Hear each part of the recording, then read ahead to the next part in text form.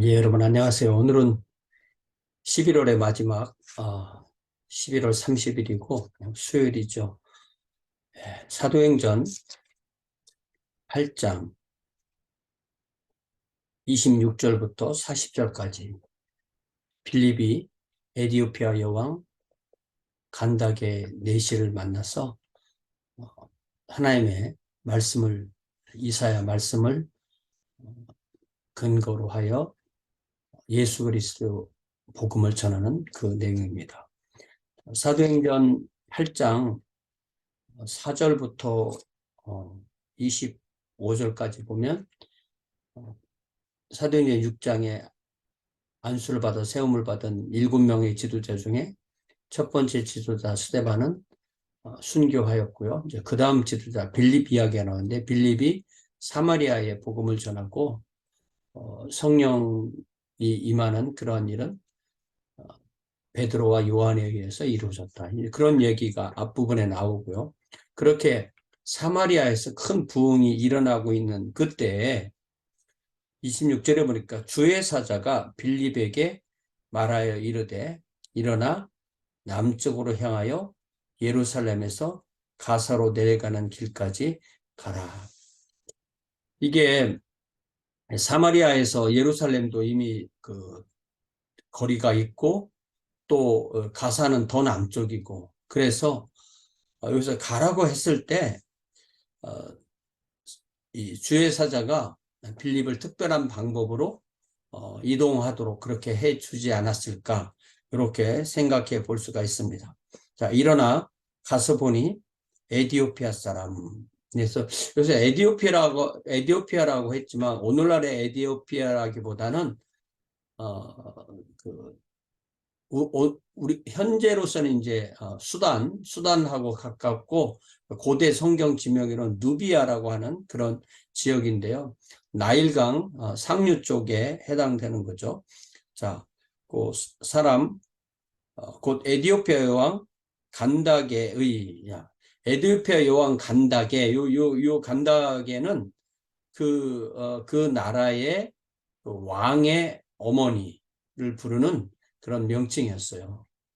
그러니까 그 나라에서 왕은 태양의 아들로 해서 신성한 존재이고 그래서 종교적인 일만 관장하고 정치에는 관여를 안 하고 그 정치는 항상 왕의 어머니가 했기 때문에 왕의 어머니를 부르는 이름이 간다게였다고 합니다. 그래서 그 궁정에서 일하는 사람들은 내시가 일을 했고 그런데 이 내시가 유대교 신앙을 가지고 있는 그러니까 뭐 할례를 받은 그런 유대교 신자라기보다는 하나님을 경외하는 할례는 받지 않았지만 하나님을 경외하는 그러한 신자로서 예루살렘에 예배하러 일부러 특별히 마차를 타고 왔다가 예루살렘 성전에서 예배를 하고 아마 거기서 헬라어로 번역된 이사야 성경을 사서 가고 있던 것 같아요. 돌아가는데 수레를 타고 선지자 이사야의 글을 읽더라. 그러니까 이게 글을 읽는 소리 내서 읽는 거. 그러니까 헬라어로 번역된 70인역 같은 헬라어 성경이었고 헬라어로 된 것을 읽고 있었던 거죠. 성령이 빌립더를 이르시되 26절에서는 주의 사자가 29절에서는 성령이 또 같은 그런 의미죠. 성령이 빌립더로 이르시되 이 수레로 가까이 나아가라 하시거늘 빌립이 달려가서 선지자 이사야의 글 읽는 것을 듣고 말하되 읽는 것을 깨닫느냐. 네. 우리가 읽기는 읽지만 그것을 해석을 해줄 사람이 있다면 훨씬 도움이 되는 거죠. 그러니까 우리가 이렇게 모일 때마다 말씀을 듣고 그 말씀을 해석하듯이 깨닫기 위해서 하나님의 말씀을 읽었고 그 다음에 있는 일이 바로 깨닫는 일인데 깨달으려면 바로 중간에 해석의 과정이 필요한 거죠. 그러니까 31절에 그 내시가 말하기를 지도해 주는 사람이 없으니 어찌 깨달을 수가 있느냐. 그러니까 읽고 해석할 때 그 해석을 도와주는 것이 바로 지도해 주는 사람이죠.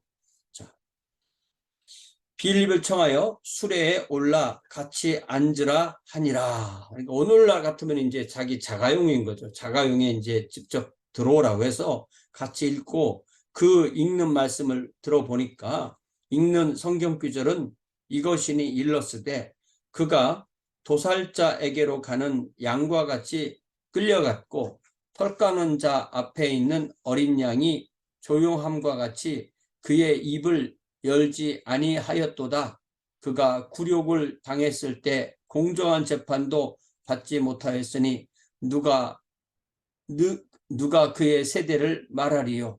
그의 생명의 땅에서 빼앗김이로다 하였거늘. 이사야서 53장의 7절 8절 말씀을 이제 읽고 있었던 거죠. 그러면서 요 내시가 빌립에게 이제 뭐라고 질문하냐면 34절에 그 내시가 빌립에게 말하되 청컨대 내가 묻노니 선지자가 이 말한 것이 누구를 가리킴이냐 자기를 가리킴이냐 타인을 가리킴이냐. 사실 그 이사야서 53장은 구약 성경에 나오는 모든 메시아 예언 중에서 가장 명확한 그런 예언이잖아요. 그래서 오늘날도 이스라엘 사람을 전도할 때 이 구약 성경을 믿는 유대교도를 전도할 때 그냥 이사야 53장만 그 집의 문 앞에 이렇게 걸어둔다든지 이렇게 해서 그 이사야 53장에 고난받는 여호와의 종이 바로 나사렛 예수 그리스도라는 것, 이것을 이렇게 전해주는 그러한 그 전도하는 방법이 있습니다. 그래서 이스라엘 사람들은 자신들이 고난을 많이 겪었기 때문에 바로 우리 민족이 여호와의 고난받는 종이다. 이런 식으로 예수 그리스도를 애써 피해 나가려고 그렇게 하거든요. 자기들이 원하는 메시아가 아니기 때문에. 그러나 빌립은 입을 열어서 이 글에서 시작하여 예수를 가르쳐 복음을 전했다. 이게 바로 뭐냐면은 우리가 구약 성경과 성경 전체는 바로 예수 그리스도와 그분이 가지고 오신 하나님의 왕국 이야기잖아요. 그래서 우리가 어느 구절을 읽어도 그곳에 나타난 예수 그리스도를 만나서 그 예수 그리스도를 또 해석해주고 그것을 믿도록 이끌어주고, 그래서 아직 구원받지 못한 사람은 하나님의 자녀 예수님을 믿고 하나님의 자녀가 되게 하고, 구원받은 사람은 또 서로 은혜를 나누는 그러한 성령의 소통하심이 이루어지게 되는 거죠. 그래서 이 장 전체가 성령께서 빌립을 들어서 이 에디오페 왕 간다게의 내시와 만나게 하고 그 만남 가운데 성경 말씀이 들어가게 하고 그 말씀을 통해서 예수를 가르치고 그래서 복음이 전해지는 그런 역사가 이루어지게 되는 겁니다. 그래서 이 모든 복음 전파에는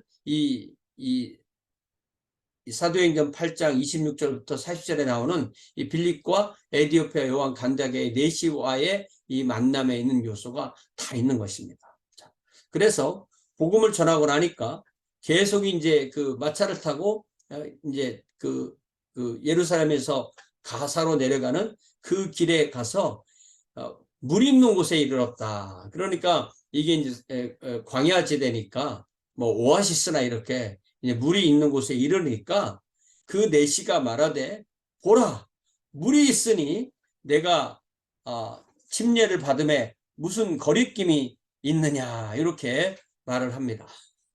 그러니까 구원받은 사람이 먼저 구원을 받고 구원받은 사람이 첫 번째 반응이 저에게 침례를 주세요 이런 거인 거죠. 우리 주님께서도 마태복음 28장에서 제자들에게 마지막으로 말씀하여 주실 때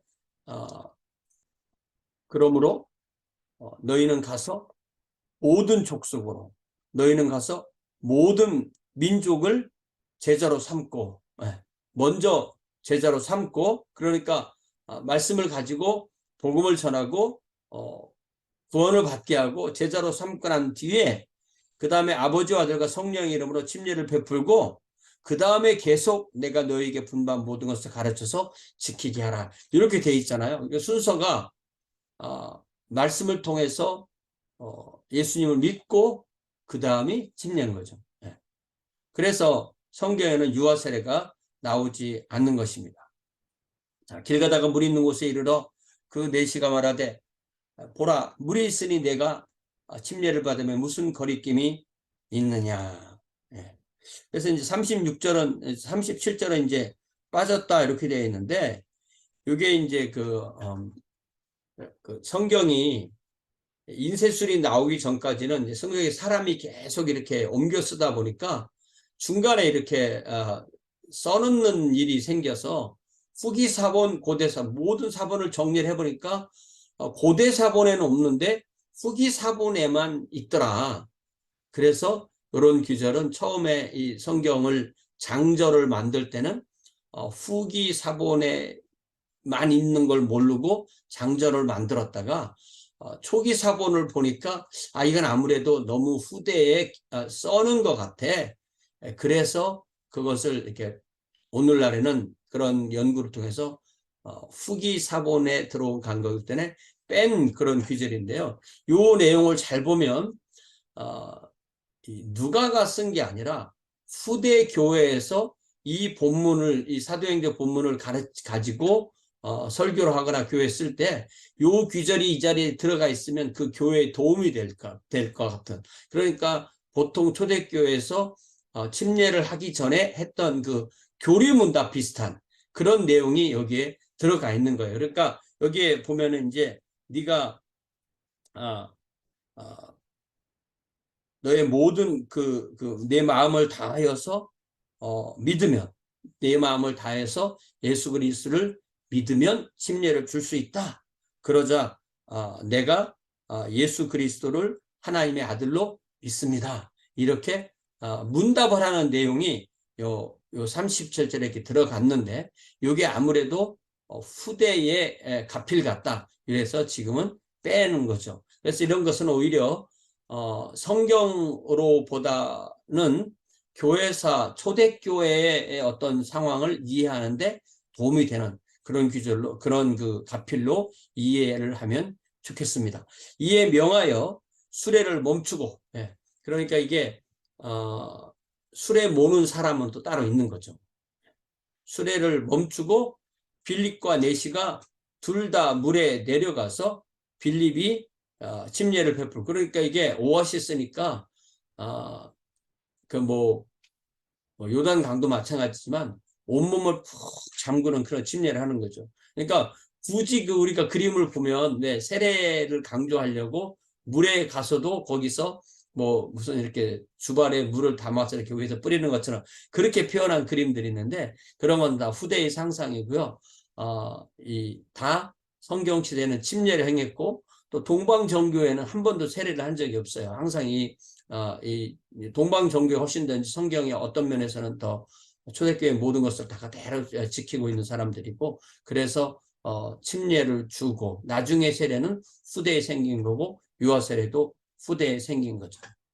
자, 둘이 물에서 올라올세 주의 영이 빌립을 이끌어간지라. 그러니까 여기 주의 영이 빌립을 이끌어간지라 요 말씀처럼 26절에서도 예루살렘에서 가사로 가는 길로 가라는 것도 역시 이 빌립이 그냥 강도보다는 주의 영에 의해서 이끌림 받은 그런 것이라고 이해할 수가 있습니다. 내시는 기쁘게 길을 가므로 그를 다시 보지 못하니라. 그러니까 이제 침례를 받고 특별히 성령의 어떤 그 내리심이 없다 할지라도 기록되지 않았다 할지라도 그런 일이 있는 그러니까 여기 사도행전 그 8장 앞부분에 사마리아에 이 성령이 내리는 그런 일 사도 베드로 사도 요한 이런 분들이 와서 그들에게 성령 받기를 위해서 기도하는 내용이 8장 15절 16절 이런데 나오잖아요. 그런 거 마찬가지로 이 사람도 이방인이고 복음을 처음 들었기 때문에 성령의 내리심이 그가 기쁨으로 가득 찬 것으로 표현됐다고 그렇게 볼 수도 있습니다. 자, 그 다음에 40절에 빌립은 아소도에 나타나 여러 성을 지나 다니며 복음을 전하고 가이사랴에 이르니 이렇게 되어 있잖아요. 그러니까 예루살렘, 그 다음에 가사, 그 사이에 이제 빌립이 에디오피아 여왕 간다게 넷을 만나고, 가사에서 위로 올라가면 아소도, 아소도에서 뭐 요빠나 이런 여러 도시를 지나서 가이사랴에 이르렀다. 예. 가이사랴는 오히려 사마리아보다 오히려 더 북쪽이거든요. 그래서 해안으로 쭉 올라갔다 그런 말입니다. 그래서 이렇게 여기 그 40절에 빌립이 아소도에 나타난, 예, 요 때부터가 이제 자기 걸음으로 걸은 거고, 그 전까지, 그러니까 빌립을 광야에 데려다 놓고 다시 아소도에 데려다 놓은 주의 성령께서 하신 것이라고 그렇게 이해를 할 수 있겠습니다. 자, 오늘 본문에서 우리가 강조해야 될 것은 말씀을 읽고 말씀을 깨달으면 우리에게 믿음이 오는데, 그 말씀을 깨닫도록 도와주시는 분은 성령님이시고, 그 성령님께서 사용하시는 그 인간적인 그런 그 가르치는 사람이 있을 때 그 역할을 빌립이 한 거고, 그것이 전도자고 교사의 역할인 거죠. 그래서 우리가 말씀을 읽을 때마다 성령께 기도하면서 저희들에게 말씀을 깨닫게 해주셔서 이 말씀에서 예수님을 만나게 해주세요. 이렇게 우리가 기도하면서 주의 말씀을 보아야 되겠습니다. 사랑의 아버지 하나님, 오늘 사도행전 8장에 전도자 빌립이 에디오피아 왕 간다게 내시에게 이사야서 53장의 말씀을 중심으로 예수를 가르쳐서 복음을 전하여 그가 예수님을 믿고 구원받아 하나님의 왕국 백성이 되고 침례를 받고, 그리하여서 너희는 모든 민족에게 복음을 전하라는 우리 주님의 말씀에 순종하여서 이제 이렇게 이민족에게 복음이 전파되는 이 놀라운 역사가 일어나는 현장을 우리가 보았습니다. 아버지 하나님, 오직 성령이 임하시면 너희가 권능을 받고 예루살렘과 온 유대와 사마리아와 땅끝까지 이르러 복음을 전하게 될 것이라고 말씀하셨는데, 우리에게도 전해 받은 이 복음을 우리가 또한 다른 사람에게 전할 수 있는 그러한 기회를 주시고, 그런 마음을 주시고, 그러한 확신과 그러한 열정도 우리에게 허락하여 주시옵소서. 감사하며 예수님의 이름으로 기도하옵나이다. 아멘. 네, 고맙습니다. 오는 12월 4일 주일은 12월 첫 번째 주일이고, 우리가 연합예배를 드리고 성찬식을 하도록 하겠습니다. 고맙습니다.